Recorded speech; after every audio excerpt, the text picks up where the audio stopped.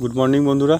তো আজকে যে গাছটি দেখাবো এটা হচ্ছে আন্দিনী, একটি অ্যাগ্লোনিমা ভ্যারাইটি। এবং এই শীতকাল পড়েছে, এই গাছটি কত সুন্দর কালার আসছে দেখুন। তো এই গাছটি প্রোডাকশান করা একটু কঠিন ব্যাপার, মানে কঠিন বলতে এই লিপস্টিক বা অন্যান্য যেসব ভ্যারাইটি আছে যেগুলো আপনি কাটলে তাড়াতাড়ি কাটিং থেকে গ্রো হয়ে যায়, কিন্তু এই গাছটি অতটা সহজ নয় এবং এর প্রোডাকশান আপনার 50-50 বলতে পারেন।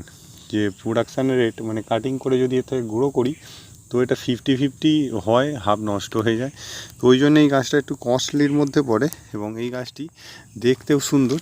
এবং এইটা একটি আমার 6 ইঞ্চি গ্রো ব্যাগে আছে এবং দেখুন আস্তে আস্তে এই যে রেড কালারটা আস্তে আস্তে আরও বেশি হয়ে যাবে। এবং এই গাছে এই সময় খুব একটা বেশি পরিচর্যা করতে লাগে না, যেহেতু শীতকাল পড়ে গেছে।